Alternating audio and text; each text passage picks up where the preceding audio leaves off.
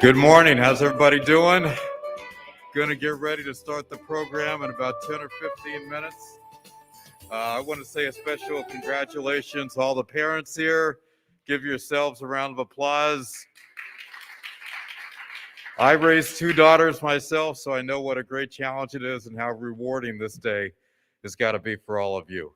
So we're looking forward to getting the program going and say congratulations to these great kids for the accomplishments that they've done over the past year and how much we're looking forward to what they're going to do in the year to come.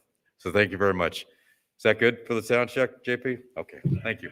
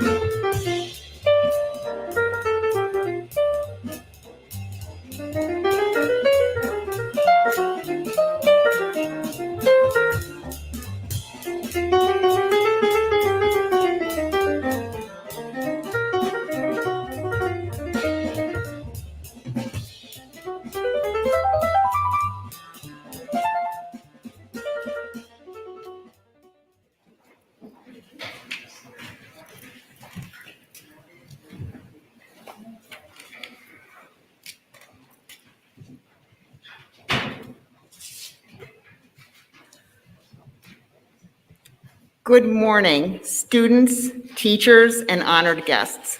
My name is Sally Whipple. I'm the Executive Director of the Connecticut Democracy Center at Connecticut's Old State House, and I'm happy to welcome you to the inauguration of Connecticut's Kid Governor. Today, we're in the courtroom of Connecticut's Old State House, the room of the 1839 Amistad trial, and many more events, large and small, that shaped our state's past and present. It is fitting to hold our inauguration here. This building is a former state capitol. It is a national historic landmark and a place of learning for people from all over the world. Since 2015, we have inaugurated 6 kid governors here. Today, our 7th governor will assume office. And after assuming office, he and his cabinet will work very hard to make Connecticut a better place. They will work for a full year. And of course, they won't do it alone. They will do it with the help of their constituents, Connecticut's 5th graders. Since we started Kid Governor in 2015, 38,588 Connecticut students have studied state government, learned how to run for office and cast ballots, and registered to vote in the Kid Governor elections. This year, the year of the pandemic, when schools faced so many challenges, Kid Governor participation reached new heights. These students are well on their way to being good citizens, and we are proud to help them on this journey by providing resources, authentic learning experiences, and support for them and their teachers. Today, our team thanks Connecticut's dedicated 5th grader teachers who have used the program with their classes, and we thank all of you students who have taken the plunge into learning and doing and succeeded so well. We also thank 2 organizations whose major funding and partnership support make Kid Governor possible: the Galicki Family Foundation and Connecticut Humanities. Dr. Jason Mancini, Executive Director of Connecticut Humanities, could not be here today, but he asked me to share a message with all of you. He says, "Congratulations to the newly elected Kid Governor Makhi and to all the members of your cabinet. Your care and attention to the matters that affect us all today are the pathway to a brighter future. We all need leaders like you to inspire us to be better and to do better. I look forward to meeting you in person and to learning more about your platforms and how Connecticut Humanities can work to support your goals." Connecticut Humanities is proud to partner with the Connecticut Democracy Center at Connecticut's Old State House in support of both Kid Governor and Connecticut History Day. Thank you, Dr. Mancini. And thank you to all of our very special guests here today and to friends and students watching from their homes and their classrooms. Thank you for making time in your day to honor Connecticut's 5th graders as they take this important step into a rich and full civic life. And of course, I want to thank Brian Cofrancesco, Director of the Kid Governor program, and our entire team who put their heart and souls into this day and every day to ensure that students, teachers, and the public can benefit from everything that history and civics have to offer. Now I would like you to join me in welcoming our host for the Connecticut Kid Governor Inauguration Ceremony and News Conference, the WTNH anchor of Good Morning Connecticut and a great friend of Connecticut's Kid Governor, Keith Kuntz.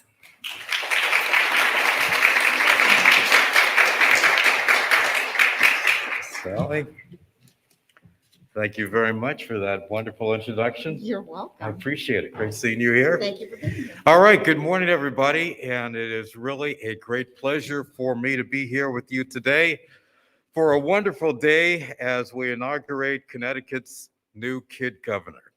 Always exciting to welcome any newly elected official into office. And today we will be here to swear in your 2022 Kid Governor here in the great state of Connecticut. Whether you are tuning in online or are joining us here in person at the Old State House this morning, you have a fun and exciting day ahead of you. You'll get a chance to meet state dignitaries who are joining us for this very special event. You will also get the opportunity to hear from your outgoing Kid Governor Reese Naughton and your Kid Governor-elect, Makhi Ettienne-Modeste. And you will watch as Makhi and his cabinet all take their oaths of office. After that, Makhi and his cabinet will also be answering your questions about their experiences running for Kid Governor. And then later on this morning, representatives from each of Connecticut's 3 branches of government will join us live to answer your questions about state government and talk to you about what they do on a daily basis. I hope you leave today's activities with a greater understanding that you have the ability to really make a difference right in your own communities and have the motivation to get out there and make sure that your voices are heard. So this will be a very, very special day indeed. Before we begin our inauguration ceremony, please stand, everybody, for the reciting of the Pledge of Allegiance, and stand also for the National Anthem. I pledge allegiance to the flag of the United States of America and to the republic for which it stands, one nation, under God, indivisible, with liberty and justice for all.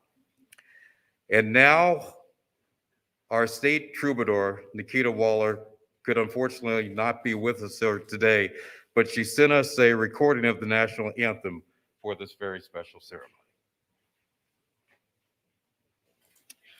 Oh, say, can you see by the dawn's early light what so proudly we hailed at the twilight's last gleaming, whose broad stripes and bright stars through the perilous fight o'er the ramparts we watched were so gallantly streaming, and the rockets regular, the bombs bursting in a gay proof through the night that our flag was still there. Oh, say does that star-spangled banner yet wave o'er the land of the free and the home of the brave? That was beautiful. Please be seated. Thank you very much. We are here today to recognize a group of extremely motivated and passionate fifth graders who accepted the challenge of running for Connecticut's Kid Governor this fall.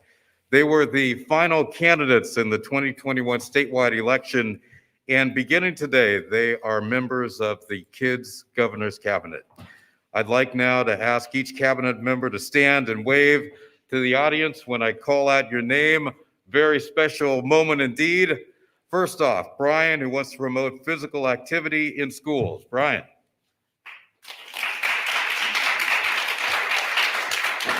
And now to Elizabeth, who is focused on climate change. And now Madeline, who plans to address kids and anxiety. Now Olivia, whose platform focuses on child food insecurity. We have Samantha, who wants to create a cleaner Connecticut. And we also have Satvik, who plans to address climate change. And this cabinet, this wonderful group of young people, will spend the next year working together to accomplish their platforms and also support our Kid Governor-elect Makhi and his platform. So let's give all of them together a big round of applause. And you will be hearing more from members of this cabinet during our news conference a bit later on this morning. We are also here to recognize the cabinet members' classmates who helped them develop their platforms, also assisted in creating the campaign videos, and provided support during the statewide election process. Each of you played a very important role in the success of your candidate. And let's give a round of applause to the classes of this year's cabinet members who are watching live for us in their schools this morning. So let's give all of them a round of applause. Let's also give a big round of applause to all the teachers. I have a lot of teachers in my family, know how hard they work preparing the lessons and also enthusiastically bringing the Kid Governor program to classrooms all across the state this year. Let's give them a round of applause for that. Another one.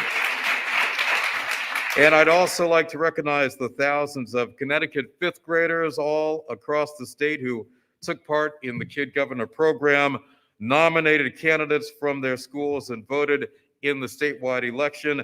Let's also give them a round of applause. They're tuning in this morning. In a few moments from now, you will hear from your 2021 Connecticut Kid Governor Reese Naughton, who is concluding her one-year term today. Reese, please stand up and be recognized for all the hard work that you have put in over the past year. Congratulations. And of course, we are here to swear in Makhi from the John F. Kennedy Elementary School in Windsor, who you elected as your 2022 Connecticut's Kid Governor. And his platform is protecting our pets. And let's have a big round of applause for Makhi right now.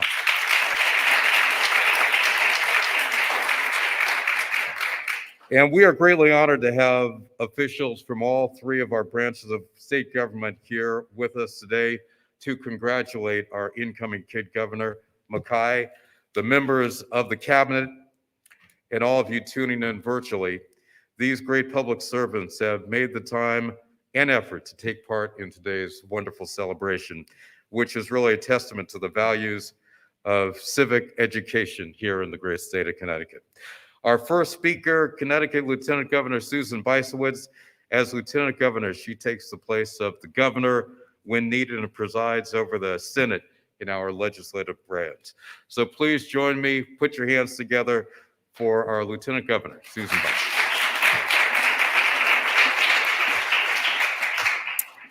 Keith, thank you so much, and good morning, everyone. The governor is so disappointed that he could not be here to join you for this amazing celebration. I will say that one of the first things that we did right after we took our oath of office was come and celebrate the Kid Governor program right here in January of 2019. So I look forward to this every year, and I am happy that we can all be here in person because we've missed out a couple of times on this in-person celebration. And Makhi, congratulations to you. It is always great to see an intelligent, hardworking, driven, and talented young person elected Kid Governor of Connecticut. And I will tell you that you, Makhi, are the first male Kid Governor in the history of our state. You follow 6 women. You follow 6 amazingly talented female Kid Governors whose photos are across the hall. And I will tell you this, as the person who chairs the Governor's Council on Women and Girls, I encourage you to reach out to Reese or some of those other female Kid Governors if you have any questions or you need some help or advice. I want to congratulate our very amazing, talented, and diverse cabinet. And raise your hands, cabinet members, so we can see you. Raise your hands. Okay, take a look. That is Connecticut, and you remind me very much of the cabinet that Governor Lamont and I have, because half of our cabinet members are women and about 40% of them are people of color. So I'm delighted to see this amazing cabinet. Congratulations to you, cabinet members. After witnessing the inauguration today, I hope that all the boys and girls who are watching out there will think about running for office in the future. We need your great ideas to keep our state moving forward. So I want to thank everyone who participated in this important program. And I want to again congratulate all of the candidates, Brian, Elizabeth, Madeline, Olivia, Samantha, and Satvik, for running amazing campaigns. You were able to bring awareness to some really important issues, all of which the governor and I are working on, but we need everyone's help. But most of all, I want to encourage you to keep continuing to work on issues that are important to you and your own communities. The governor and I need your help to make our state a more equitable state and one that has more opportunities for everyone. I want to thank the 2021 Kid Governor Reese Naughton, who's made an amazing impact over the past year. And you're going to hear a summary of all the things that she did to promote positivity and encourage kids to make time for self-care. Reese, you've been an incredible example for Makhi to follow and for students across the state to emulate. And we thank you so much for your service. Makhi, I know you have some big decisions ahead of you. In the past, I've had the great fortune to host the cabinet members for a meeting in my office.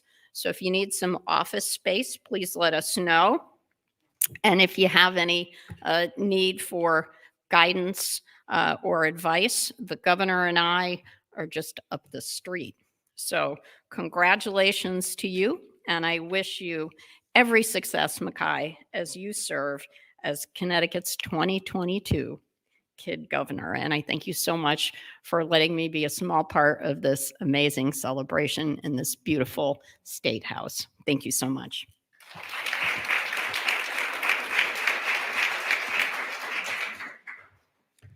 Lieutenant Governor, thank you so much for being with us this morning.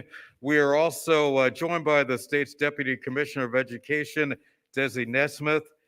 Deputy Commissioner Naismith is a former fifth grade teacher and also a principal who has worked in schools all across the greater Hartford area. He was also Connecticut's 2014 recipient of the Milken Educator Award. So please join me in welcoming the Deputy Commissioner.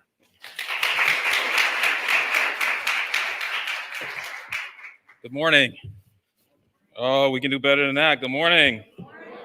I'm really excited to be here with you this morning. My name is Desi Nesmith. I'm the Deputy Commissioner at the Connecticut State Department of Education. I'm also a Windsor resident and a very proud JFK parent. Both of my kids, Alex and Kimball, go to school with Makhi. So I'm really excited to be here and share this opportunity to say a few words with you all. It's my pleasure to congratulate our Kid Governor-elect Makhi Ettienne-Modeste and your new cabinet, Brian, Elizabeth, Madeline, Olivia, Samantha, and Satvik, on your successful run and your campaigns. I look forward to Kid Governor Makhi and his cabinet rolling out their platform to educate fifth graders and kids across the state around animal abuse. I know that one of his initiatives is to create posters that raise awareness, that show kindness and examples towards animals. And I know he also has a focus on supporting animals that are in animal shelters across the state of Connecticut. I also want to take a second to congratulate the 2021 Kid Governor Reese Naughton on her successful year in office and her cabinet's focus on being positive and perseverance through our pandemic. Kid Governor-elect, cabinet members, you are part of a groundbreaking approach to civic education here in Connecticut, meaning you are all seeing and living in action how important it is to be a part of your community to make it a better place. You're getting hands-on learning experiences about state government, elections, and voting. And some of your friends are going to look at this and realize that they can accomplish this too. This knowledge is something you will take with you from elementary school to middle school to high school. And hopefully we will see all of you in some sort of a role as a state official in the future. So again, as a former fifth grade teacher, as a parent, I'm just excited to be here. This opportunity didn't exist when I taught fifth grade. And so to see things come off the page for kids and be able to have opportunities like this to see their learning come alive is just a great experience. And I'm so proud of you, your cabinet, Reese, just everyone up here. So again, on behalf of the Connecticut State Department of Education, our commissioner, thank you for inviting me, and congratulations.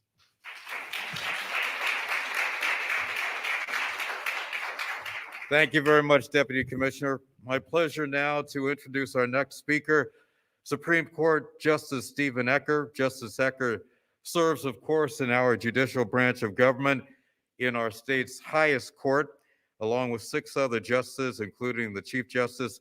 Justice Ecker reviews decisions made by the state Superior Court and also the Appellate Court. So let's please give him a warm round of applause as we bring him to the podium.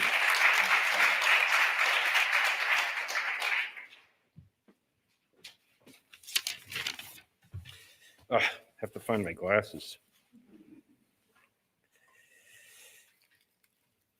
I took them off, out of vanity for the photo session. Well, thank you, Keith and everyone, Sally and Brian and everybody who put this together. It's a wonderful event. I'm delighted to have the privilege of being part of it, seeing all of these smiling faces, a couple serious faces. It's good to be serious every once in a while. Really fills me with joy, and maybe more importantly, gives me hope, and should give us all hope, which is a commodity sometimes in rare supply these days. On behalf of Chief Justice Robinson and all my colleagues on the Connecticut Supreme Court, I want to congratulate the 2022 Kid Governor, His Excellency Makhi Ettienne-Modeste. Is that the right formal? I think that's what we should call you, His Excellency. This is an impressive accomplishment. It's the result of hard work, resolute drive, and a vision for making the great state of Connecticut one, even better, an even better place. You should be very proud. I also want to congratulate your cabinet, Brian, Elizabeth, Madeline, Olivia, Samantha, Satvic. Did I miss anybody? I got it right. I read all of your platforms out there, and it's an amazing group. So you'll be well supported, sir. Finally, congratulations to the 2021 Kid Governor Reese Naughton on your successful year, from what I hear, and I hope we'll hear a little more on Be Positive pandemic performance. You get extra credit for the alliteration. I still remember being taught by my fifth grade language arts teacher, Ms. Maychek, about alliteration. And I'm sure that it was a great year. Congratulations to you as well as your fine cabinet. I want to close, the last thing that any of you need is pearls of wisdom from an old person. But I've never said this before, publicly, certainly. I've never been invited to speak before. So, I don't know if that marks this as a special moment, but for me, I have learned something, in my years, especially 4 years on the court, in a collaborative decision-making process, which is this. It may not be true for you, but I think it's proof true for me. The single most important thing in government, in politics, in democracy, and maybe even in life itself, is not winning. It's not being right about a policy or an issue or an idea. No, the most important thing is going to bed at night with the knowledge that you have treated with respect and decency every person with whom you've interacted that day. And that includes people you disagree with. We'll disagree with one another. There will be hurt feelings. There will be anger. There will be plenty of righteous indignation. We love righteous indignation. Somebody interrupts you. Somebody's wrong. They're not listening. They have their facts wrong. It's really important to show respect to people. Nonetheless, it's hard. I find it hard, but it's a great thing to shake hands, to hug with your masks on, of course, and make up. Sure, the person might be flawed. They could be a jerk sometimes. Truth be told, I'm far from perfect myself, and the ones who succeed are the ones who love. Congratulations.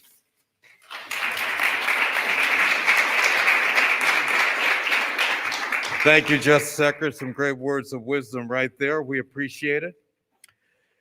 And now we would like to bring up a member of another branch of government right here. We have a state lawmaker with us who serves in the Connecticut General Assembly, our legislative branch, of course.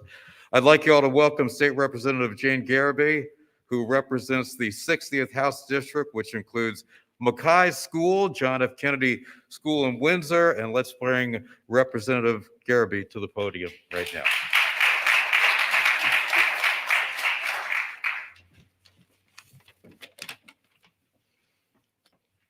I want to start by thanking our outgoing Kid Governor Reese Naughton and her cabinet on her successful year in office, focusing on pandemic perseverance.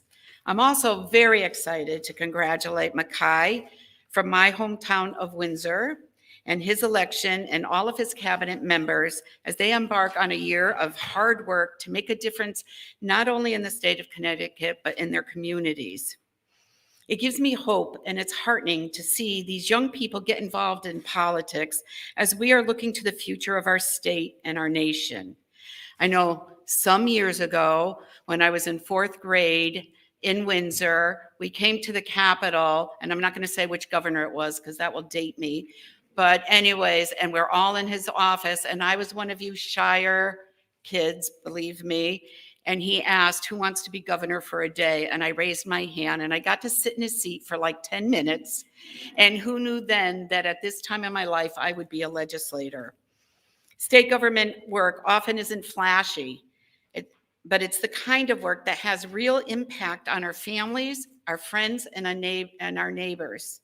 It makes a difference in the quality of our life. We need folks involved and engaged to make the change that we want to see in our communities. All of you today are our leaders for the next generation, and I am looking forward to collaborating with you in 2022. And I want to thank the people that help support you to be here today, because Windsor has been in the finals a couple of times, part of the cabinet, but Makhi brought it home. And I want to thank your classmates, your teachers, our superintendent of schools who's here with us today, and all those that have supported the program and supported you. And I can't wait to see everything that you accomplished this year. Thank you.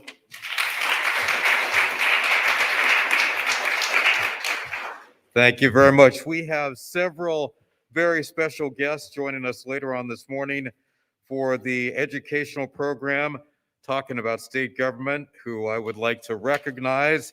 First off, Connecticut Attorney General William Tong will be joining us talking about the executive branch. Former Supreme Court Justice Dennis Evely will speak about the judicial branch of our government.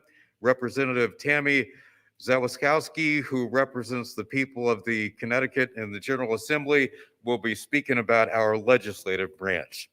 And as we prepare for the official inauguration of Makhi later on this morning, I would like to I have the honor to call upon our 2021 Connecticut Kid Governor Reese Naughton from Southington. 1 year ago, Reese stood in front of the Connecticut Old State House delivering her inaugural speech and sharing her goal of Be Positive Pandemic Perseverance. That was her platform. She will now review her term in office as she delivers her farewell address to her great constituents. So please join me Big round of applause for your outgoing Connecticut Kid Governor, Reese Naughton.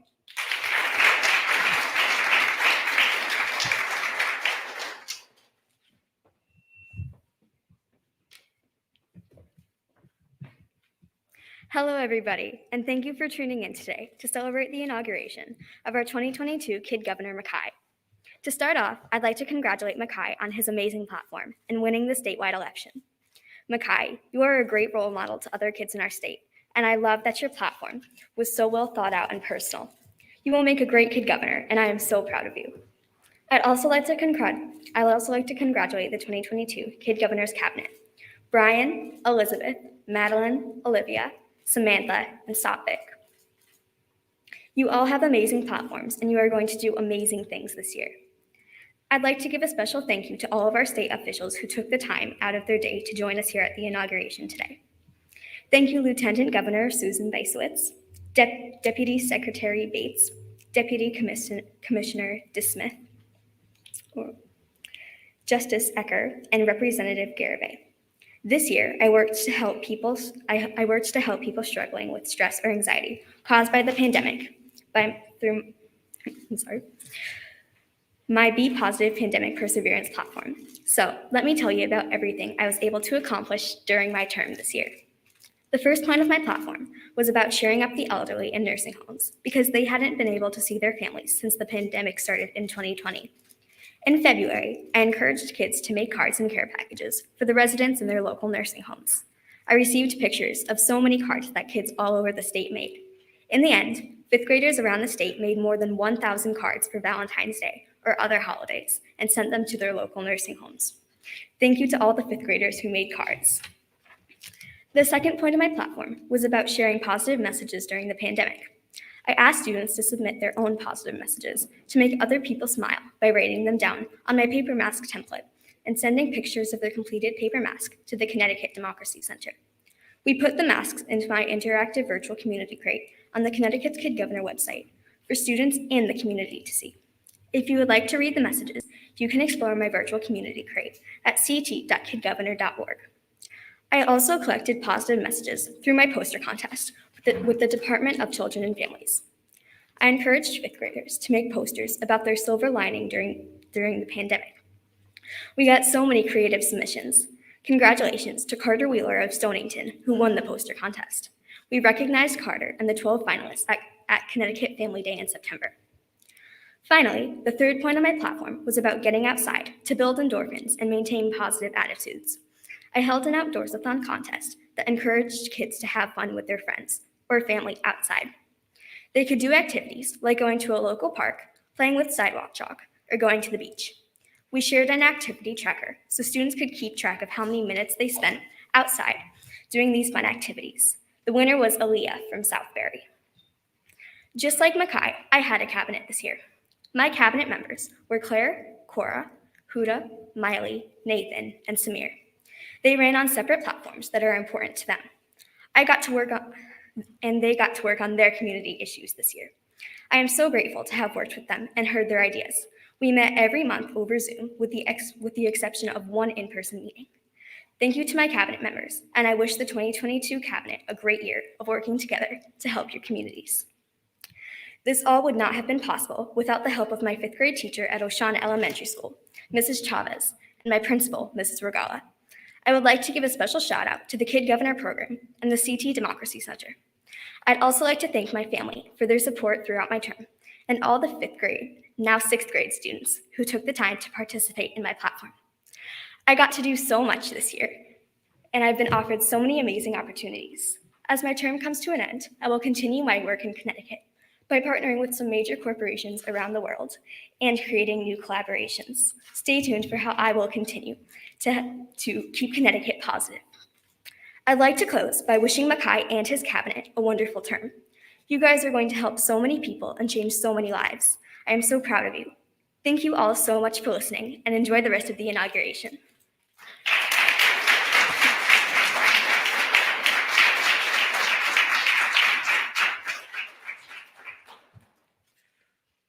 Thank you very much. You feel a lot better about the future hearing from young people like this. I want to thank all of you for being with us today. Special thanks to Reese and that wonderful speech.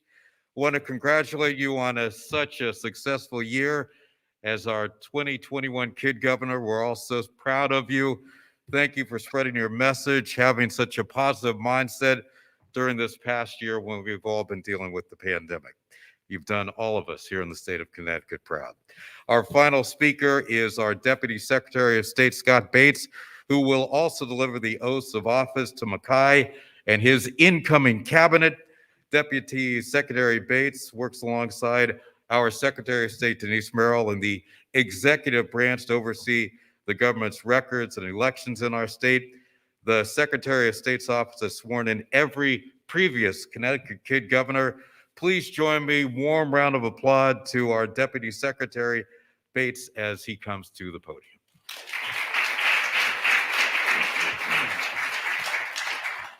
Well, thank you very much and good morning, everybody. This is a day of real celebration in every possible way. We're here to celebrate these young people with us today for their dedication and their idealism. We are here to celebrate this generation of promise that is watching here today live across the state and even beyond on the internet. And we're here to celebrate this democracy in this nation that is flawed, imperfect, but we work toward a more perfect union and we get better every day. And that's the message that I hope all of you take with you. You don't have to be perfect, but you just keep on going and you make the world a little bit better each day. So I agree, Keith, this is an inspiring day. It's exciting to be here with all of you. And it is my great honor to administer the oath of office here today for not just I was going to say president, but it's Kid Governor. I don't want to give you your promotion just yet, but I want to swear in the cabinet too. I used to be in a cabinet in the state of Virginia a long time ago, and it's great because it's a great group of people that can get together and help make good things happen. And, you know, that's the lesson you learn in justice. I'm so glad to hear your lesson. It only took me about 35 years to learn that, which is, it ain't just me, but it's a group of people and you're powerful together. So that's the lesson of today, I would say. So when I call your name, members of the cabinet, please stand in place and raise your right hand. And after I read your oath, then you'll say, I do. So first we have Brian Wright from Casimir Pulaski Elementary School in Meriden. Brian, there you are. Please stand up to take the oath of office and raise your right hand. Do you solemnly swear that you will support the fifth graders and students of Connecticut during your one-year term and so long as you continue as a citizen thereof, and that you will faithfully discharge the duties of the office of Kid Governor's Cabinet to the best of your ability, so help you God? Congratulations, Brian.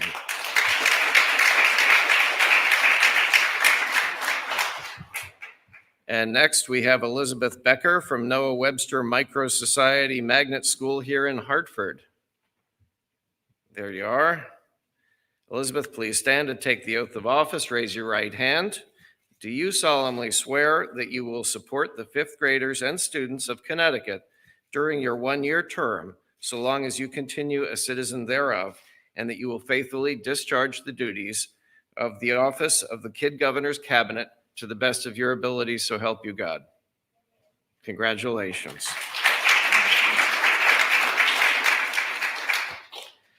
Next, we have Madeline Sweet from Thomas O'Connell School in East Hartford. Madeline, please stand to take the oath of office. Raise your right hand.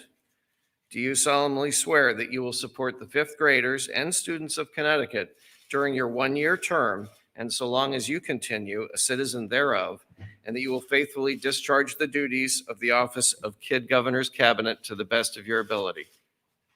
Congratulations.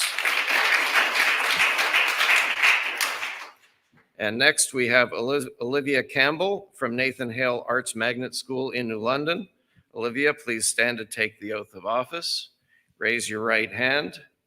Do you solemnly swear that you will support the fifth graders and students of Connecticut during your one-year term and so long as you continue a citizen thereof, and that you will faithfully discharge the duties of the office of Kid Governor's Cabinet to the best of your ability? Congratulations. And next we have Samantha Batero from Stamford, who attends Greenwich Catholic School in Greenwich. Samantha, please stand to take the oath of office and raise your right hand. Do you solemnly swear that you will support the fifth graders and students of Connecticut during your one-year term and so long as you continue a citizen thereof, and that you will faithfully discharge the duties of the office of Kid Governor's Cabinet to the best of your abilities, so help you God? Congratulations. And finally, we have Satvik Nag from Southbury, who attends Long Meadow Elementary in Middlebury.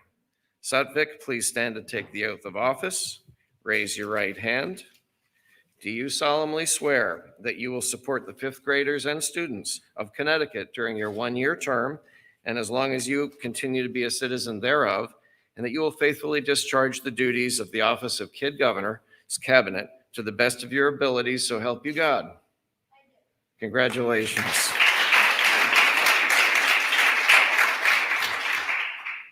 And now, it is my duty to administer the oath of office for 2022, Connecticut's Kid Governor Makhi Ettienne-Modeste. Makhi, will you please join me at the podium? I'd also like to invite Makhi's family to join at the podium.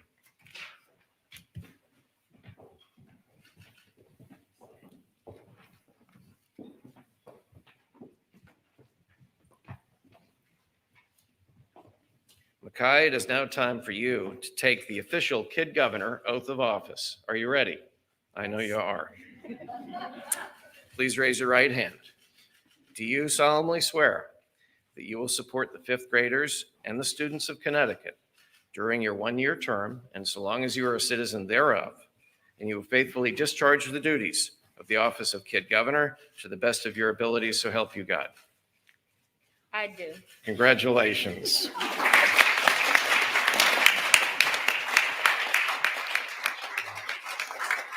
You're awesome.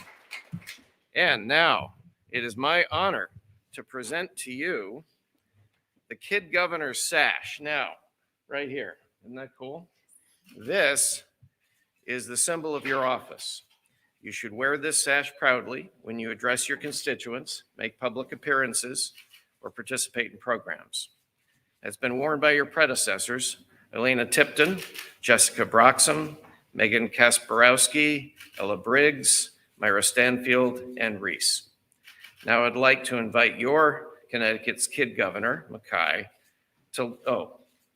I messed up. First I give you this, then you get to give a speech, okay? So let me try to do this, all right? You stand right there, and I'm gonna do this. Isn't that awesome? Please welcome Connecticut's Kid Governor.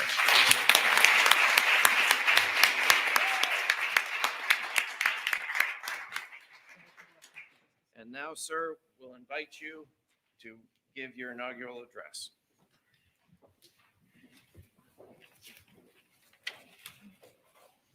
Good morning, students, teachers, community members, and guests.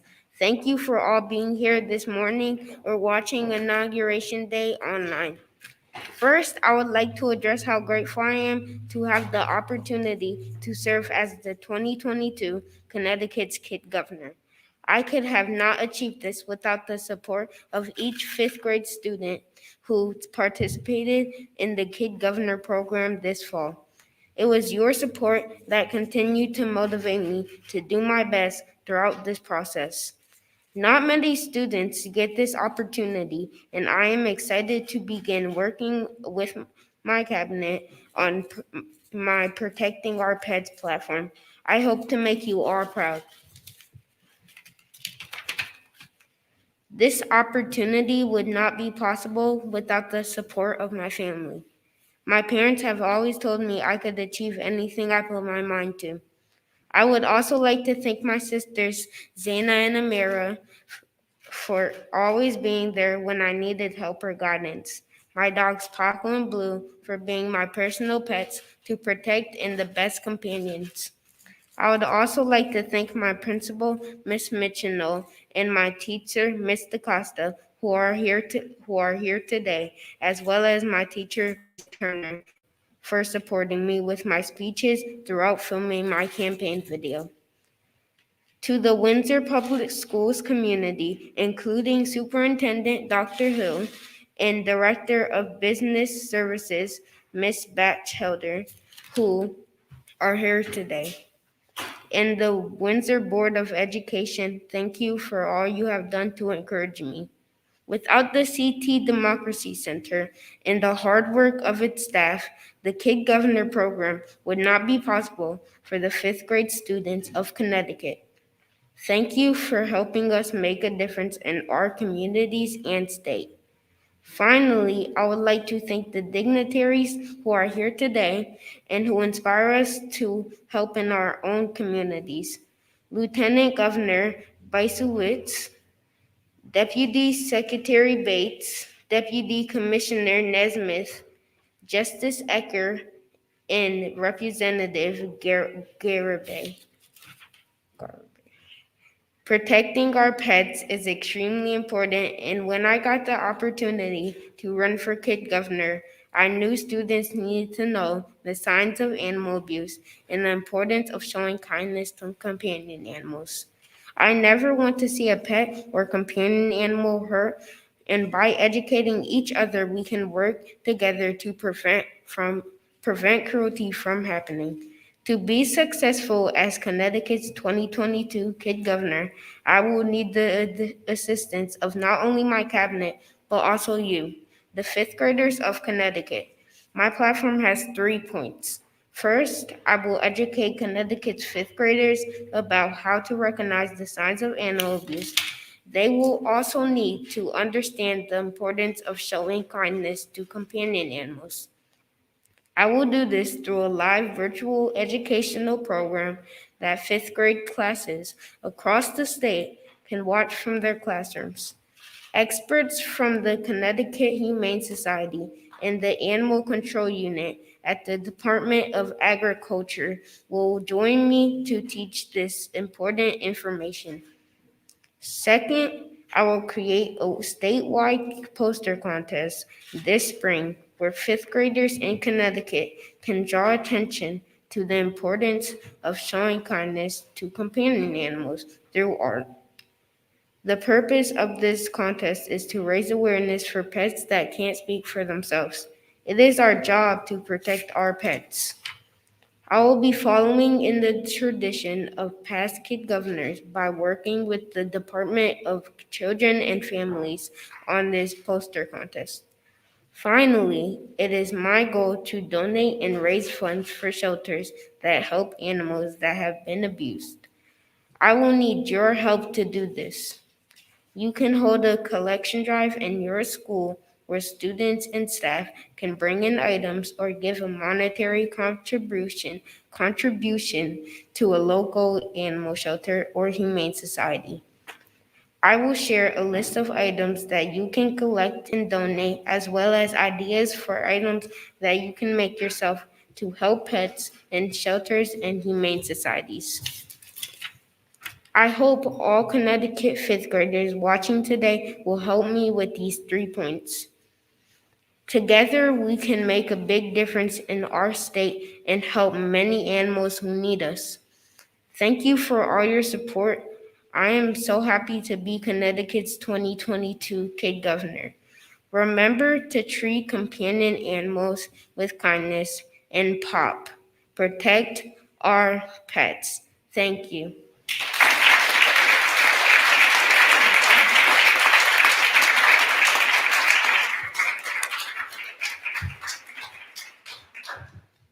Thank you, Makhi. Congratulations.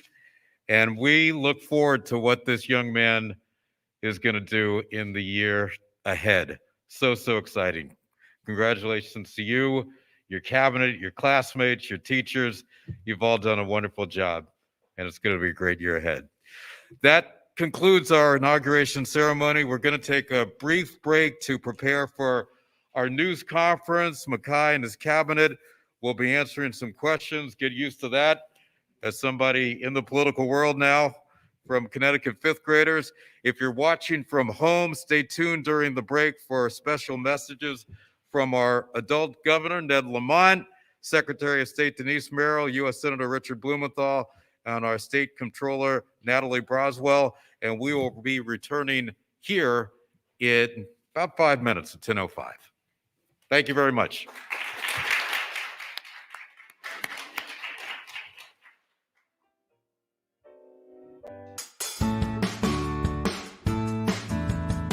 Here is to our outgoing and incoming kid governors. Number one, outgoing Governor Reese Naughton. Thank you. Being positive, especially during COVID, what that meant. Positivity is contagious, better than a virus. It keeps you safe, keeps you happy, and keeps those around you happy. Thank you for that positive message going forward. And to Makhi Ettienne-Modeste, congratulations, incoming kid governor. And I love what you're saying about cruelty to animals and making people aware that cruelty to animals is sort of part of somebody who can be cruel. We can't be cruel. We have to be kind to each other. That starts with being kind to our animals. Thanks for everything you're doing.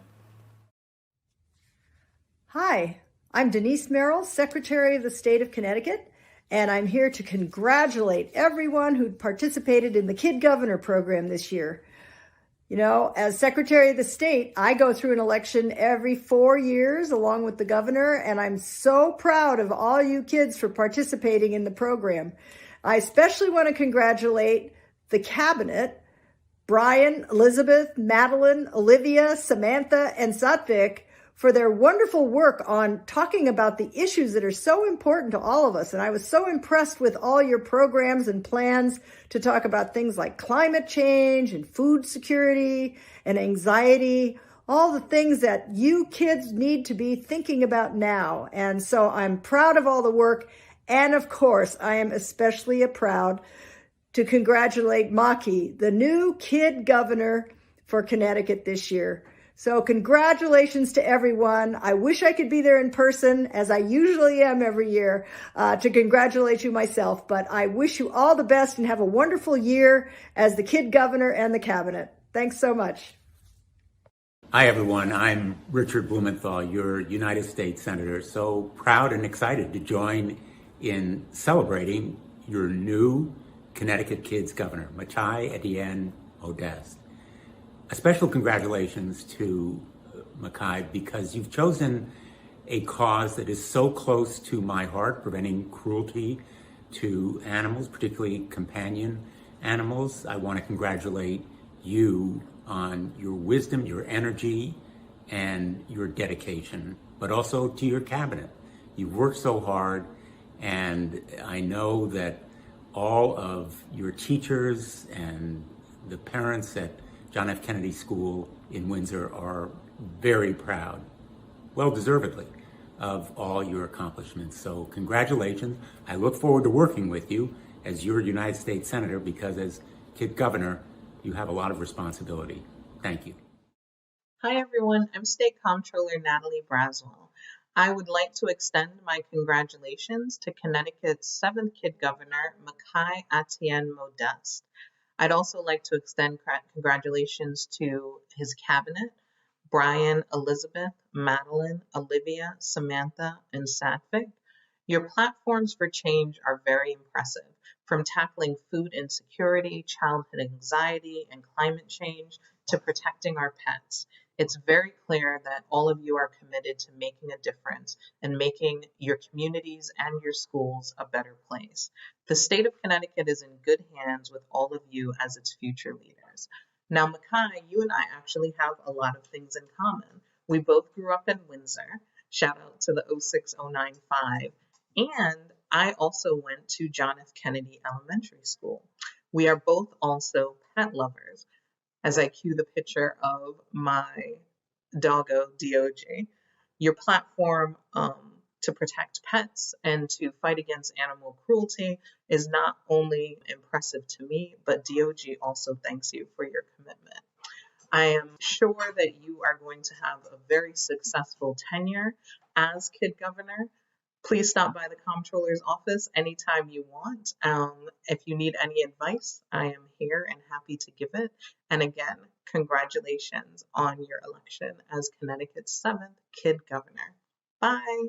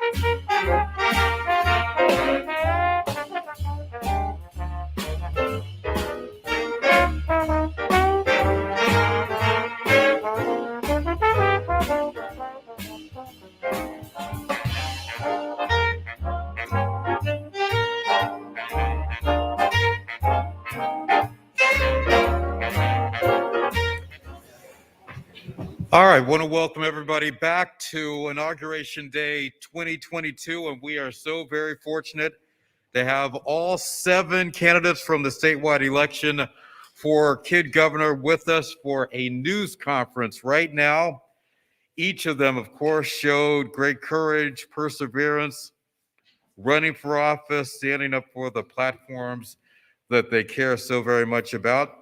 Now we will hear answers to some tough questions submitted by classmates and other students all around the state. To start off, I want to briefly introduce you once again, all of our candidates and the new candidates who are coming into office and the platform to our in-person and also our online audiences. First, of course, your new Kid Governor Makhi from JFA School in Windsor.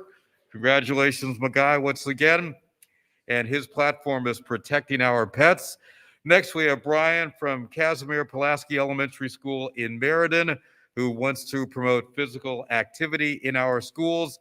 Next, we have Elizabeth from Noah Webster Micro Society Magnet School here in the great city of Hartford, who is focusing on climate change.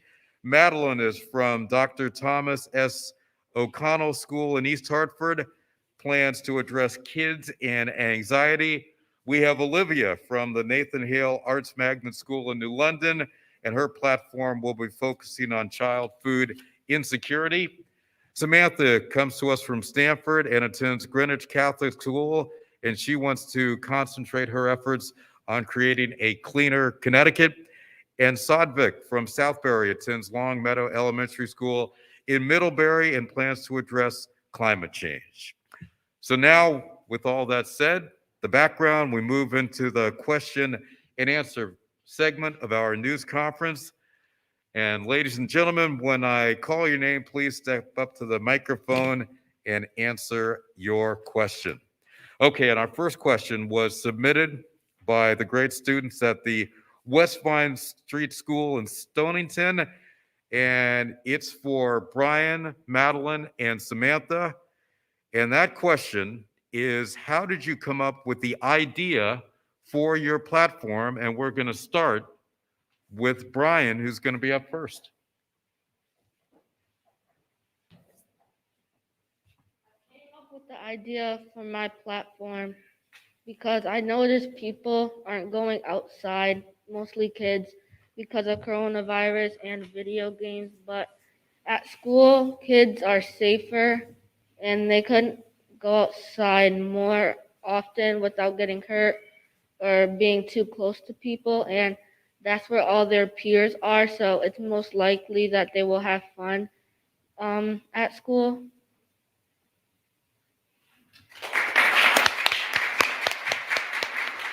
Madeline?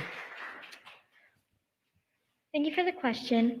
Well, when my teachers, Ms. Colon and Ms. Fellenstein, brought up the Kid Governor program and said, think of a problem that Connecticut faces today, I thought of, I suffer from anxiety, and especially during COVID, and I thought, what if I'm not the only one? And after doing some research, I figured out that lots of kids suffer from anxiety in our state, and then that's how I came up with my platform. Thank you.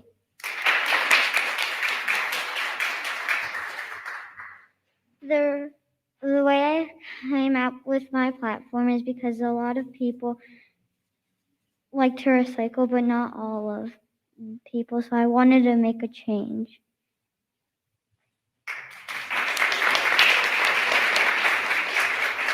Thank you very much. Our second question comes from the students at Woodside Intermediate School in Cromwell. And this question is for Elizabeth, Olivia, and Sadvik. And that question is, how did you feel when you became a finalist for Connecticut's Kid Governor? And we begin with Elizabeth. Finalist for Connecticut's Kid Governor. I felt very excited and happy that I got to be a finalist and have a chance to run in an election.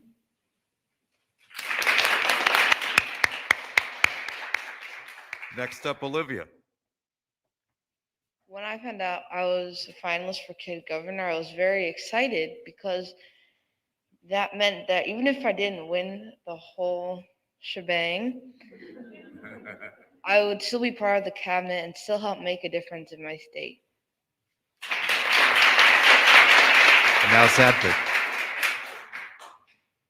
I thought I was very excited and happy, and hopefully I can make a difference. Because Kid Governor is a very big platform, and I'm hoping to make a difference. Thank you very much. Our third question this morning was a very, very popular one. It came in from students at John F. Kennedy Elementary School in Milford, also from the Nathan Hale Arts Magnet School in New London, and the CREC in Hartford. And they would like to hear from Makhi, Brian, and Samantha on this question. And that question is, what are you most excited to do this year as Kid Governor or as a cabinet member? And we'll begin with our new Kid Governor, Makhi.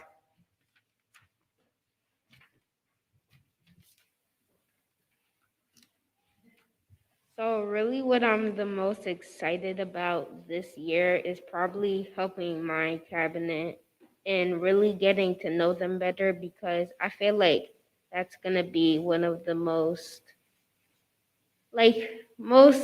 fun things. I think we're going to have like a really good year, and I think I should really cherish these moments right now because it's going to go by fast. In a good way, of course.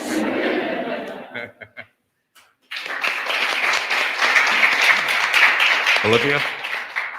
Like Makhi said, I want to meet the cabinet members and Makhi. I also want to help everyone on their platform, including mine, to help make a change.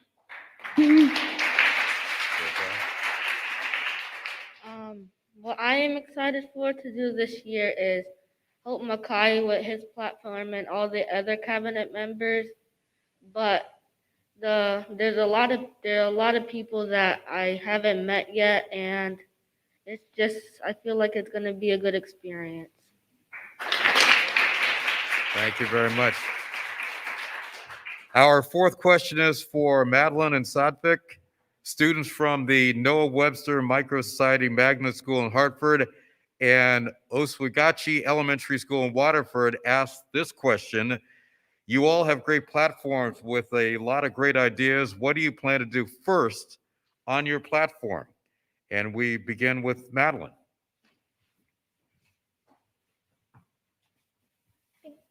What I plan to do first is address to all the kids who have anxiety that they're not alone, that they should not be embarrassed. That's the first thing, though I would also like to help them ask for help. Thank you.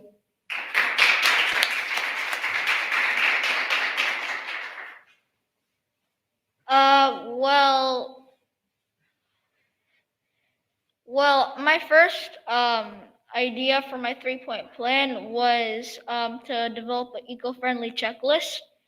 And I'm trying to distribute these all to schools. And yeah. Thank you very much. Okay, question number 5 was another very popular one. This question comes from students in my home community of Hamden, from Shepherd Glen Elementary School, from Casimir Pulaski Elementary School in Meriden, Charter Oak International Academy in West Hartford. And this question is for Elizabeth, Olivia, and Samantha. And the students from those three schools asked, how can fifth graders and classes support your platform at their schools? And first off, for that question, let's go to Elizabeth. Biggest thing people can do right now to help support my platform is to write our elected officials and urge them to take action on climate change.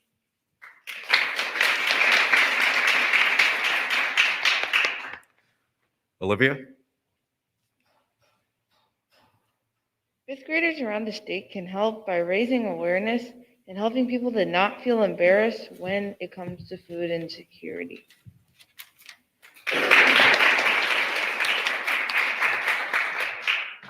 Fifth graders can help recycle more at school.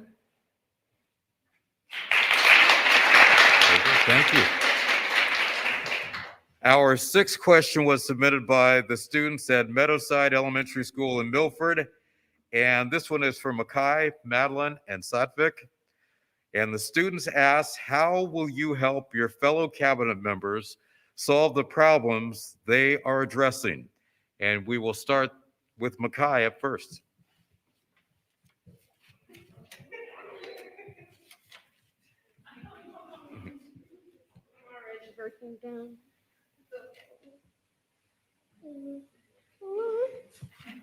Sorry for that inconvenience. Just me. But I really think how I'm going to help my cabinet is make more people learn about their platform, not just mine only, because I really think they have amazing platforms and topics, and I really think a lot of people need to know more about those. Thank you. Madeline. Makhi and the other cabinet members have such great platforms and ideas, and I would like to help them by sharing them at my own school, O'Connell, and in my community of East Hartford. Thank you. And Satvik. I will help my cabinet members by researching on their platform and giving them ideas to help them. Thank you very much. And we want to thank all of our candidates. But before we wrap it up, the great staff here at the Connecticut Democracy Center submitted our seventh and final question. It goes to Elizabeth, Brian, and Olivia. And that question is, do you think you'll run for public office when you're older? And Brian gets to tackle that one first.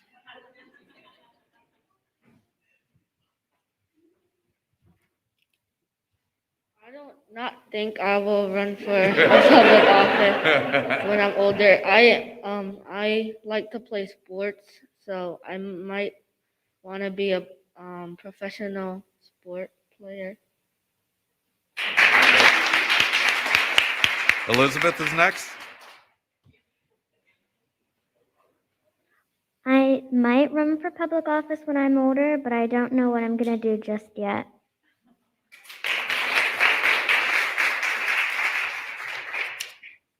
When I'm older, I might run for public office, but right now it's looking like playing basketball and being a vet. All right, very good. But all you guys have a long way to go, and you're going to change a lot of goals as the years go on. So we'll just have to see how it all goes. All right, let's give one more final round of applause to all of our candidates for our 2021 statewide election of Connecticut's Kid Governor. I must say this is a strong and passionate group of young leaders, and we're so confident they're going to accomplish all of their goals in the coming year. Let's also give a great round of applause to the Connecticut Humanities and the Golicki Family Foundation for their major funding and partnership support for the Connecticut Kid Governor program. Let's give a round of applause right there. And it's been my pleasure being here with you again this morning. I want to thank everybody for joining us for this morning's inauguration ceremony and the news conference. Stay tuned for the final part of today's celebration, the Meet the Three Branches of State Government educational program, which will begin shortly at about 10:45. And again, it's been a pleasure being here with you again today, being with this great group of young people. And again, we're so excited to see what you'll accomplish in the year ahead. Have a great day and a great year. Thank you very much, everybody.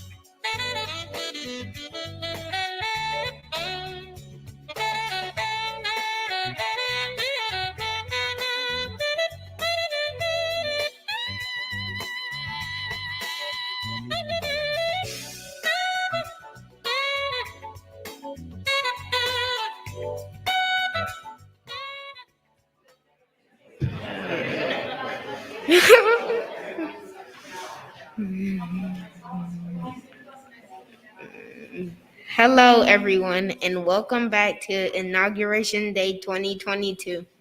My name is Makhi Ettienne-Modeste, your new Kid Governor. It is my honor to welcome our in-person and online viewers to our educational program, Meet the Three Branches of State Government. We are coming to you live from Connecticut's Old State House in Hartford, home of the Kid Governor program. The Old State House is a historical state capitol building built 226 years ago. It once had all the three branches of state government working under its roof. Today, it is a museum that attracts students and visitors from all over the world who want to learn about the history of the building and how it was used when it was a capital. When you visit, you can even explore the governor's office from the 1800s, which is now my office as Kid Governor. Today's Meet the Three Branches of State Government program is a really cool opportunity to learn about the three branches of government right from the people who work in them. In the place where our government once met. Fifth graders, we have three officials from Connecticut state government who have taken time out of their busy schedules to answer your questions. They are going to talk about their roles and responsibilities and give you a first-hand explanation of how the three branches work. Before we start asking our questions, I will start by introducing our special guests. I'd like our guests to wave hello to the audience as I introduce them. First is Connecticut's Attorney General William Tong. Attorney General Tong is our state's lawyer and works as in the executive branch. He is one of the 6 constitutional officers who work together to enforce the state's laws. Please join me in a round of applause to welcome Attorney General Tong.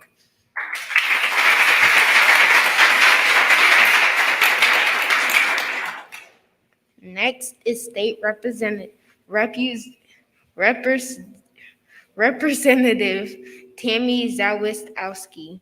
She represents the towns of Suffield, East Granby, and my town of Windsor in the Connecticut General Assembly, which is another name for the legislative branch. As a member of the legislative branch, Representative Zawistowski writes, debates, and works to pass laws in our state government. Please join me in giving a warm welcome to Representative Zawistowski.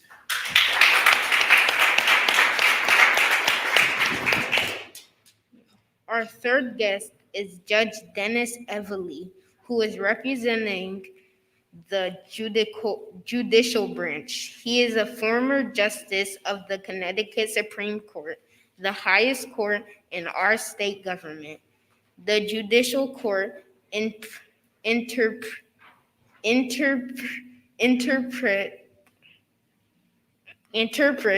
laws and helps people settle disputes through court cases.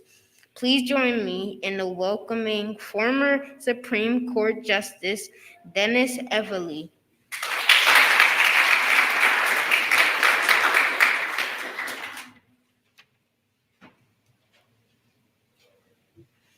Thank you to our 3 special guests for being here today to talk with the 5th graders of Connecticut. Classes around Connecticut submitted their questions about the 3 branches of government for today's program. We are going to get to as many of them as we can. The 6 members of my cabinet and I will take turns coming up to the podium to ask a question. Our questions may be for one specific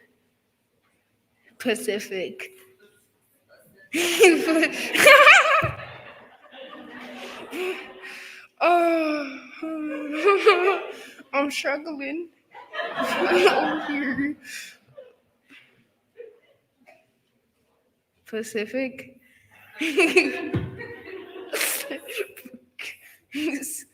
Pacific. Branch of government, or for all 3 branches. We have some great questions today, so let's get started. Is everybody ready? Yeah. I will ask our first question. It was submitted by 5th graders in Manchester. Their question is about the executive branch and is for Attorney General Tong. They asked, what does the Attorney General do? That's a big question. What does the Attorney General not do? Is a better question. So can you all hear me, by the way? I'm going to leave my mask on to be safe. But I'm the state's lawyer. So what that means is I represent the state and state officials acting in their official capacity. I represent the legislature. I even represent the judicial branch in legal matters. And that's my basic everyday responsibility. On top of that, I protect all of Connecticut's families and children and people from any number of threats and risks that we face, everything from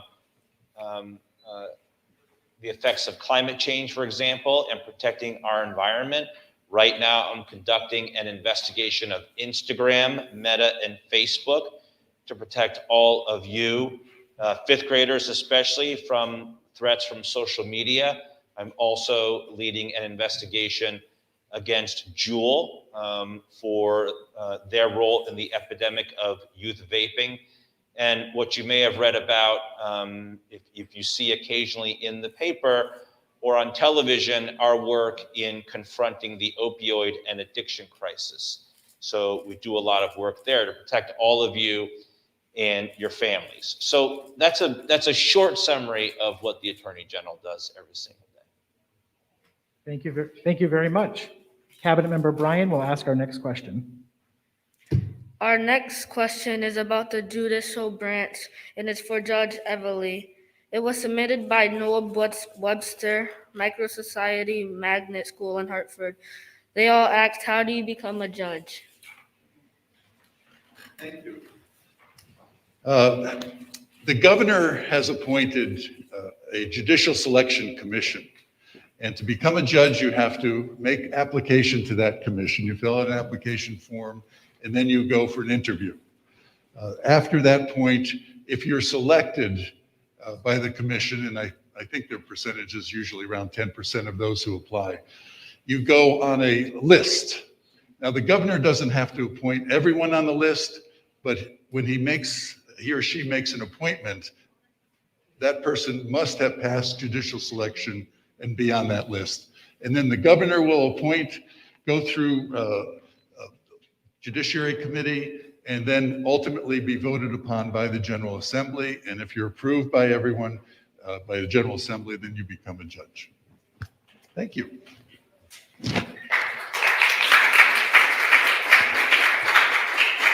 Thank you very much. Cabinet Member Elizabeth will ask our next question. The students at Oswegatchie Elementary School in Waterford submitted our next question.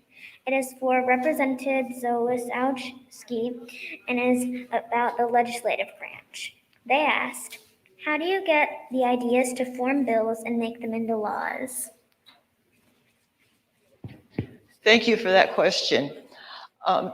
As far as getting ideas in order to start laws, we listen to our constituents. There are 187 legislators, 36 in the Senate and 151 in the House. And we all represent different groups of people geographically. And a lot of times our ideas are to solve a problem, number one. I mean, that's my feeling is that we shouldn't really introduce laws unless it solves a problem. But also other people have ideas about situations in which they think that we could be doing better. We could be doing better government. So they will actually talk to their representatives and their senators and tell us what they think is an issue for them. We take it through the whole committee process. We're set up with committees, and we go through to see what this bill will do if it passes, and we also make sure that it doesn't hurt other people. Every bill that we pass does have unintended consequences, and we need to make sure that we protect people that might be damaged by those bills as well. It's a long process, and it's very participatory. If you have something that you are interested in seeing as a law, or at least being considered, that's something that you should talk to your representative about or your senator, and they will talk to you. But that's how it all starts, and thank you very much. Thank you. Cabinet Member Madeline will ask our next question. Our next question comes from the fifth graders of Suffield, and it is for all three of our guests. The students ask, what is your favorite part of your job? I will do, since I represent Suffield, I will take this. And I do want to make a shout out to the fifth grade at McAllister School, who is probably watching this right now. I went and spoke to them while they were going through their election process, and great group of people. Anyway, the favorite part of my job is dealing with constituents, seeing if there's something that I can help them with in the whole dealing with the state government. There are times it's difficult to get through to some of our agencies, or some things don't fit the template of what these agencies do, and sometimes you just have to be able to work with people in order to solve their problems.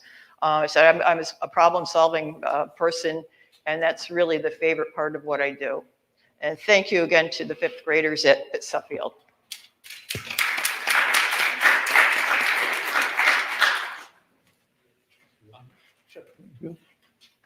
You can go. Okay. I have to echo my former colleague in the legislature, Representative Zawistowski. I love solving problems. Being Attorney General gives you an opportunity to try to solve problems. We're not always successful. Sometimes there's too many problems that walk through my door. But, and problems large and small. So for example, during the pandemic, we advise the governor every single day and the legislature on what they can do to protect people and keep them safe and protect public health.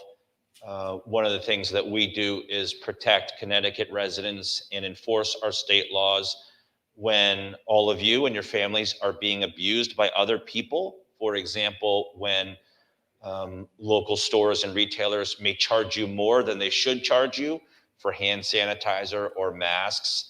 That may qualify as price gouging, which is illegal under Connecticut law. And I can't say I enjoy it, but it is rewarding to help people, to protect them from those risks and those harms. And then we get to try to solve bigger problems. So the now almost 40-year landmark desegregation case in our state is a case called Sheff versus O'Neill. That's something that all of us know about, and especially Justice Evely and members of the Judicial Branch are very familiar with that litigation. That's to try to solve the long-term systemic effects of systemic racism, frankly, in our education system, and to combat a legacy of segregation that still affects us to this day here in our state in the Hartford region. And I get to work on that case to try to bring that to conclusion and make sure that all fifth graders and all of your peers in all grades and ages have access to a quality education wherever you go to school. So that's what I love about my job.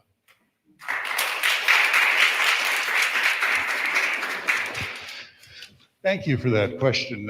I would say, I'm now a judge about 24 years. I've sat in just about every discipline that the judiciary has.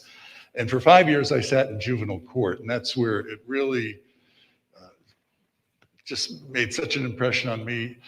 The feeling that you got a feeling you're really helping people. And you could craft different opinions that would help keep families together. Sometimes it didn't always work out, but that was the goal. And now I'm in the appellate system still, and you kind of see these cases coming to you. But I think it's this feeling that you're trying to help and that you feel you're a help to people. There are some cases there haven't been any decisions on, so you're trying to craft something new. So you might look to other states to do it. But it's this feeling that you are helping, and really it's the greatest job I've ever had. And basically I love everything about it. So thank you. Thank you very much. Cabinet Member Olivia has our next question. The next question comes from the fifth graders at Charter Oak International Academy in West Hartford. It is for Judge Evely about the Judicial Branch. They want to know, how do you ensure that you are impartial and fair with your decision making? Thank you. That's a great question. First of all, whenever we get a case, the first thing we do is review that case. The lawyers involved, the parties involved, sometimes even the issues involved. And obviously, if you know anyone, or you're not just know anyone, but you're close to them, you disqualify yourself from the case. Also, if there's an issue you might have spoken out about or you feel very strongly about, you might not be the best one to be impartial on that case, so we will recuse ourselves, not hear the case. So you really, before you ever get into a case, that's the first thing you do. Is there a disqualification of some sort that you have to think about?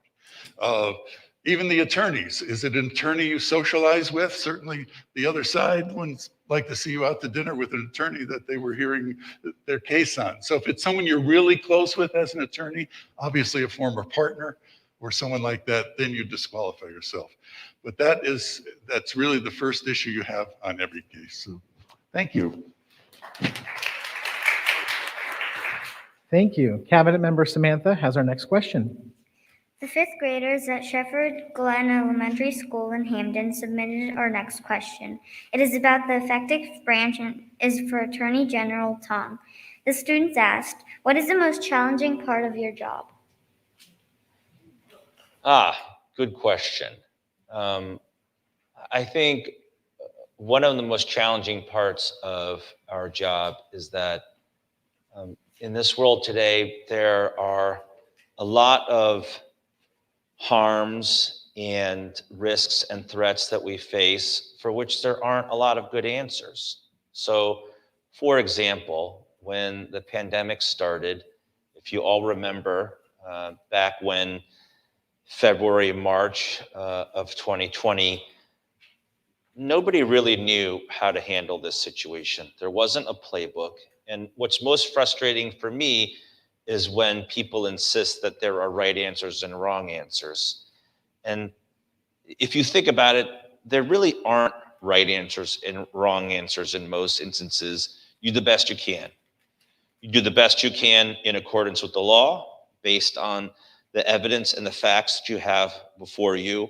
But there was no playbook. And as a lawyer who works in the legislature and judges, some people think that there's black and white, there's right and there's wrong, and that if you just go into a courtroom, for example, Judge, you know what I'm talking about, people, because they believe their position is the correct one, they think you just type in the coordinates in like the judge's computer and the answer comes out. But that's not how it happens, right?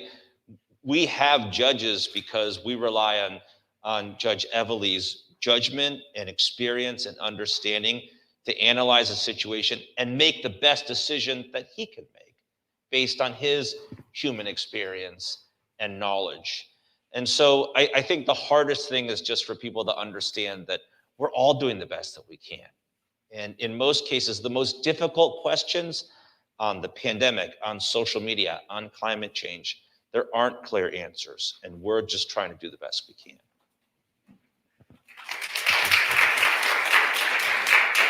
Thank you. Cabinet Member Sotvik has our next question.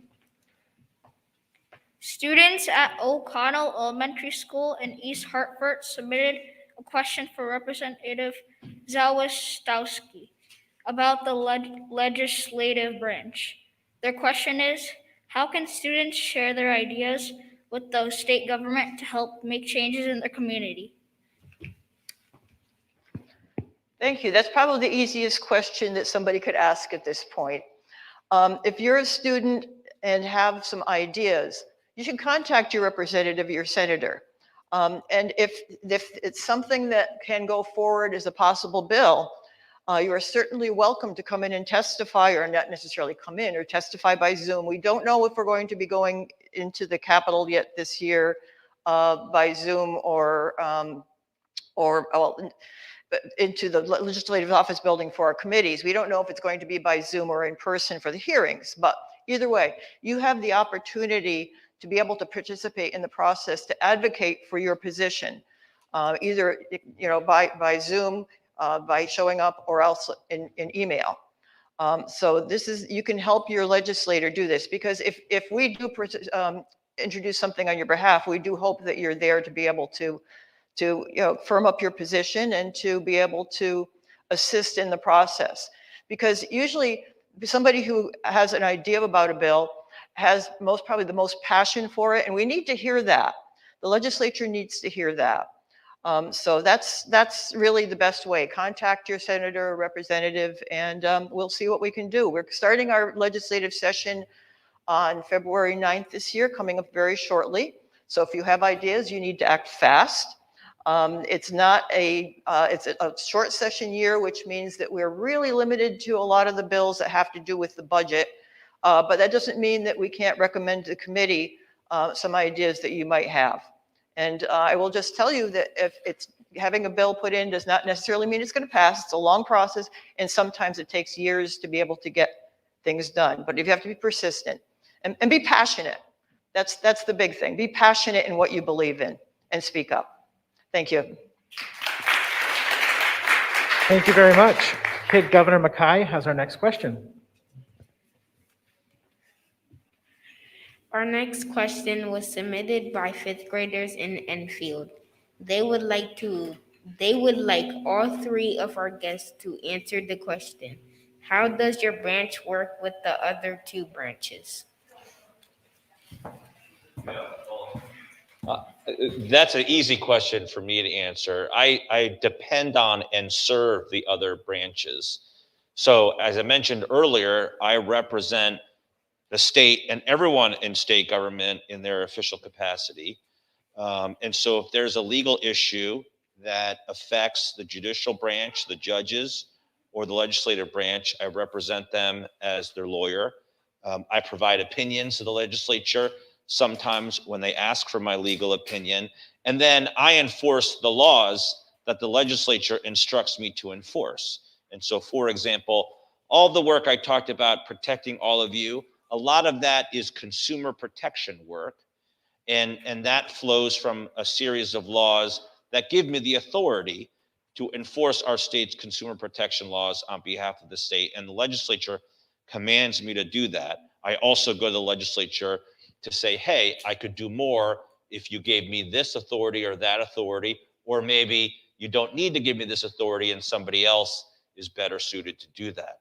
I also, of course, appear before the judges at all levels in our state system, at the Superior Court, and then the Appellate Court and the Supreme Court. I also appear before federal courts.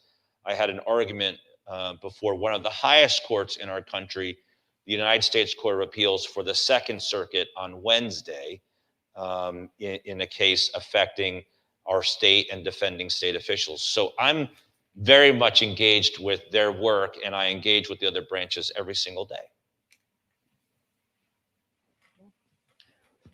The legislature makes the laws, but it's with considerable input from the other branches, from the executive branch and from the judicial branch. And we always consider how that any of the legislation impacts those branches as well. And they don't technically have bills. I mean, the governor can have bills introduced, but it's something that the legislature actually has to go through. We actually deal with the making of the laws, while the executive has some authority through the veto power of the governor if it does not meet what they believe is for the best of the state of Connecticut. And we also have the power to approve and not approve both executive and judicial nominations. So there's a lot of back and forth between the three branches. Thank you. Yes, as an independent branch, probably our primary relationship with the Attorney General's office, other than we get intimately involved, we have sometimes people sue us for various things, and the Attorney General is kind enough to represent us on those suits. That's right. Also, many times the Attorney General's office will, as General Tom mentioned, will be in front of us on different cases, either representing a state agency or various state agencies. So in that respect, we do have probably more contact with the Attorney General's office. The legislative is directly involved with us, as indicated, for our reappointment process and the initial appointment process. As I mentioned before, we have to go before the legislature. If you're already a judge, you must go every 8 years to be reappointed as a judge. And the Judiciary Committee asks you questions, and then they hopefully recommend you to the General Assembly to vote. So we're voted on every 8 years, and that's primarily our relationship with the legislative branch. Thank you. Thank you very much. Cabinet Member Bryan has our next question. Fifth graders at Nathan Hale Arts Magnet School in New London submitted our next question. It is about the legislative branch and is for Representative Zawistowski. They ask, what do you do when you disagree with other legislators about something? The question is about whether or not what happens when we disagree with the other legislators. And that happens often. We don't always agree on anything, and it's not always by party. We are not Congress. We get along much better than Congress. You cannot actually it's very difficult to try to get anything passed in the state, any laws passed, without having cooperation on both sides of the aisle. We develop friendships in the committee process. Our committees are comprised of both members of both parties, and also we have what's called a bicameral committee process, which means we have both Senate and House in there.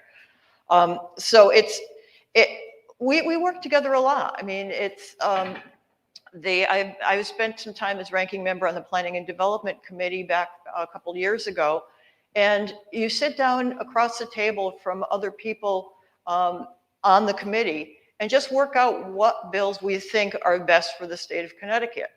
And sometimes it's disagreements, so you talk about it.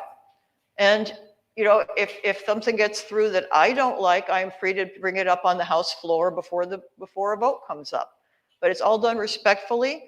It's all done there's a very prescribed manner for floor debate. And it's a good process. It works for us. You don't have the kind of backbiting and stuff that you see a lot of the political posturing that you see on a national level. A lot of us, we just like each other. So it doesn't matter. We're friends. We're all serving the public, and that's the important thing. We all keep that in mind. Thank you. Thank you. Cabinet Member Elizabeth will ask our next question. Students at Pulaski Elementary School in Meriden submitted the next question. It is about the executive branch, and it is for Attorney General Tom. The students would like to know, What was your favorite subject in school, and did it help you in your role in government?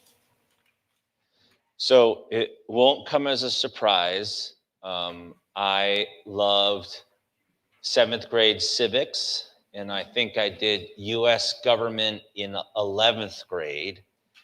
And with all due respect to legislators who aren't lawyers, I thought it was really important to go to law school before I became a legislator. I served in the legislature for 12 years, the last 4 as chairman of the Judiciary Committee. And I don't think I could have done that job had I not had training as a lawyer and understood how a bill becomes law and have a deeper understanding of law and the legal process. And of course, that is a big part of what I do every day now. The one thing I would say also is getting to this point now as Attorney General and having the tremendous honor of being the chief legal officer in the state, I can't imagine doing this job without having all of my previous jobs. So working as a lawyer in private practice, serving in the legislature, serving as chairman of the Judiciary Committee, all of that was necessary for me to be able to do this job. And so I think, if you think about your own academic path and your dreams and what you want to do in high school and in college, think about how that's all going to accumulate together, all of that experience and all that knowledge to set you up to do whatever your dream is. Thank you. Cabinet Member Madeline has our next question. Students at the Shepherd Jen Elementary School in Hammond submitted this next question for Judge Evuli about the Judicial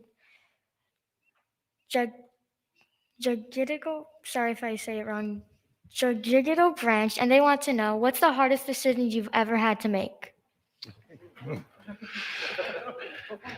Thank you.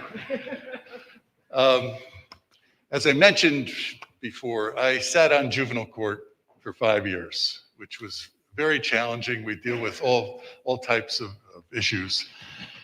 And many times we have to face questions whether or not children should be taken from their families for various reasons. So I had a case many years ago, over 20 now, where a woman had just had a baby. The baby was 6 weeks old.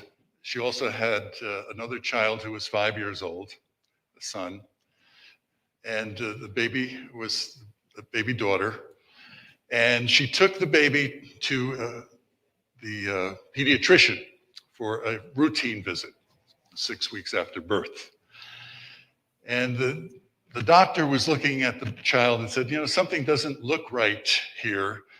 I want you to go right to Danbury Hospital for x-rays. And the mother did, took the child up, and it turned out that most of the bones in the baby's body were broken. So the department, the hospital obviously is a mandated reporter. They reported the incident to the Department of Children and Families at the time. And they removed the children from the parents. So I had the trial ultimately of whether or not the family should stay together or the children should be removed. So there were 10 doctors that testified, some very eminent doctors for the state and privately. They all looked at the same exact x-rays. 5 of the doctors for the state said that these were recent fractures while the baby was alive. The other 5 doctors said that no, these were healing fractures that had occurred during childbirth. They also had the doctor who delivered the baby. And that doctor said that in 35 years of being an obstetrician, this was the most difficult delivery he ever had. The baby was stuck in the canal for a long period, longer than he had ever had anyone stuck, and that he tried everything until finally he had to exert tremendous pressure to pull the baby out. So the question was, with all these eminent doctors pointing to the same thing, saying, you see that, Judge? That's a healing fracture. And the other one say, see that, Judge? That's a very recent fracture. I'm going, well, But for a family case, the burden of proof to remove children or terminate parental rights is what's called clear and convincing evidence. And many times as judges, we have to look at what the standard is before we make a decision. So I had to review that standard, clear and convincing. And to me, I was also very impressed with one doctor from New York City. He was one of the great witnesses I've ever had. I couldn't find clear and convincing, so I returned the children to their parents. But as a judge, particularly in juvenile court, dealing with children, you want to make sure you don't make a mistake.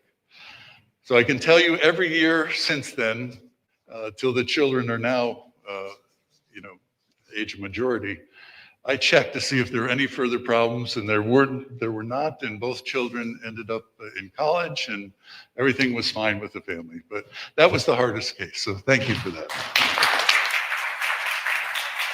Thank you very much. Cabinet Member Olivia will give our next question. Our next question is from the fifth graders at Noah Webster Micro Society Magnet School in Hartford. It is for Attorney General Tong about the executive branch. The students ask, what is the most important thing you have accomplished? Oh, what is the most important thing I've accomplished? Every single day I am grateful for the opportunity to do this work and to represent all of you. I can't say that we ever conclude our work or that any case is ever really done. As Judge Evely said, he made this really difficult decision where, as I said earlier, there weren't any clear answers. And he checks on them every single year to make sure that he made the right decision. I'm in the middle of a really tough battle right now over the opioid and addiction crisis.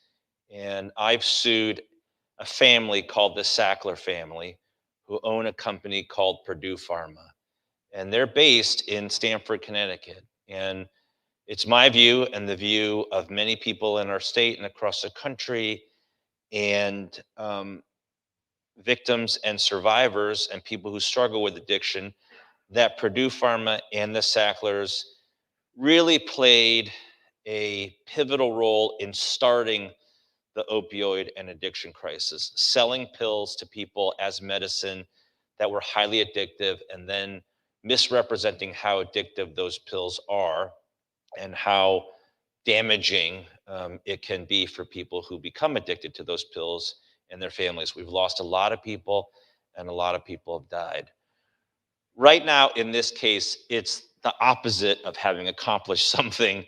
Right now, in this case, there's a lot of uncertainty about what's going to happen going forward. I just won a big decision in federal court to stop the Sackler family and Purdue Pharma from getting away with a lot of their misconduct.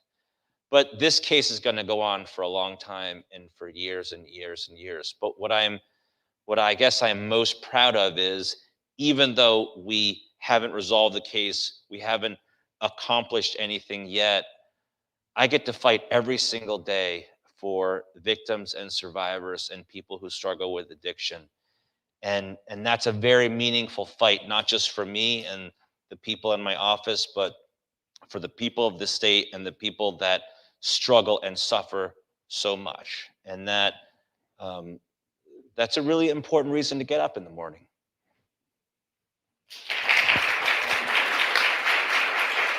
Thank you very much. Before we ask our next question, Attorney General Tong has to leave us for another meeting, but let's give him a round of applause to thank him for participating. And Cabinet Member Samantha will ask our next.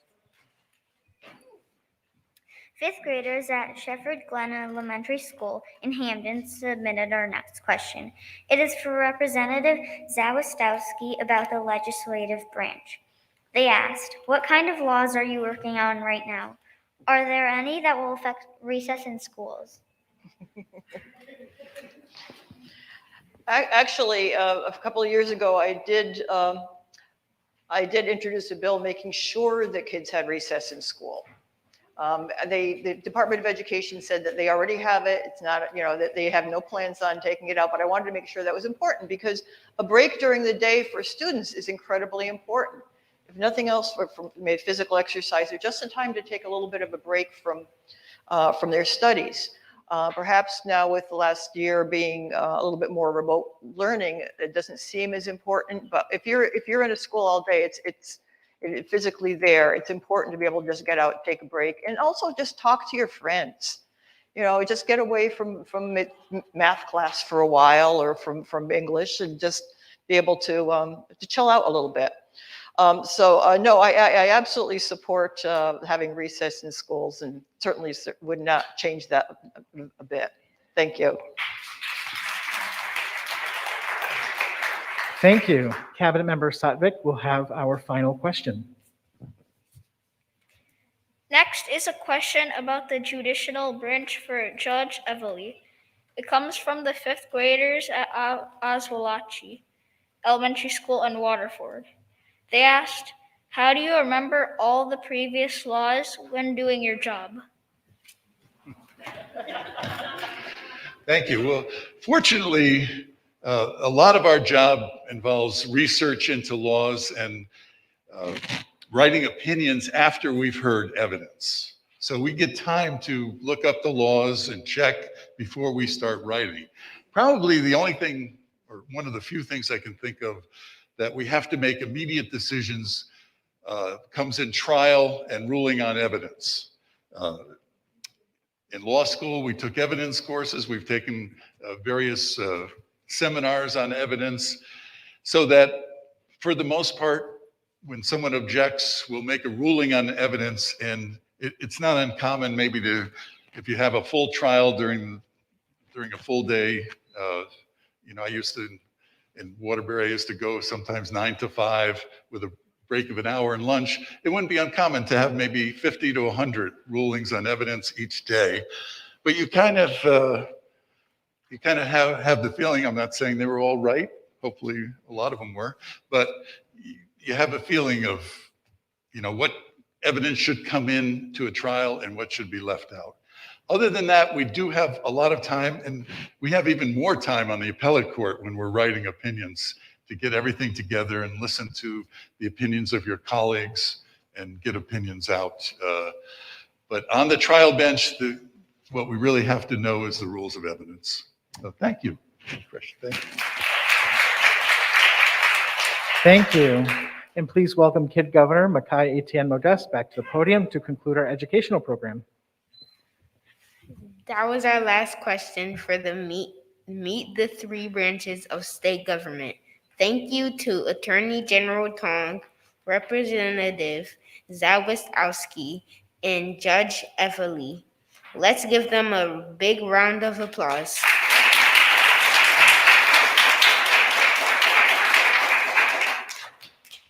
And thank you to the many 5th grade classes that submitted their questions today. You had some great questions.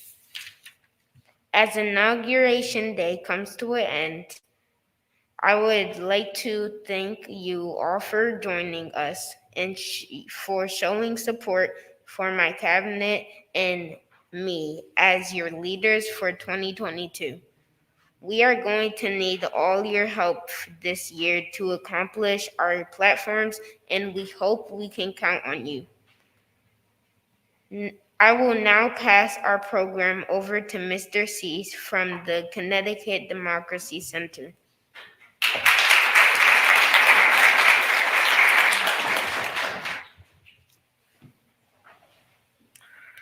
Thank you, Makhi. Good morning, everyone. My name is Brian Cofrancesco, and I'm the head of the Kid Governor program here at the Connecticut Democracy Center at Connecticut's Old State House. I'd like to ask for one more round of applause, but not just for our special guests, but also for Makhi and his cabinet members who so expertly asked our questions today. Let's give them all a round of applause.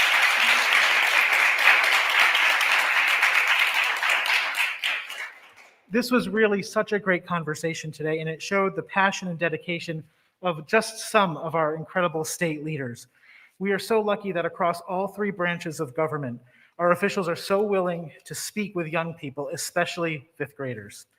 And to our fifth graders who are watching us online, maybe you will serve in one of these roles one day. Our state will need strong and committed leaders, and you are the future of Connecticut. To the teachers who are in the room today or watching online, thank you for being such enthusiastic civics educators and participants in the Kid Governor program. This program would not be possible without your dedication to teaching civics and commitment to giving your students authentic learning experiences. Please be in touch to share your feedback on Inauguration Day and let us know what your students liked most. To the adults who are here in the room or tuning in online, be sure to visit ct.kidgovernor.org or find us on social media to learn more about the Kid Governor program and to follow Kid Governor Makhi and his cabinet's 2022 term. If you're watching from another state, visit our national website, kidgovernor.org, to learn how you can help bring this program to your state.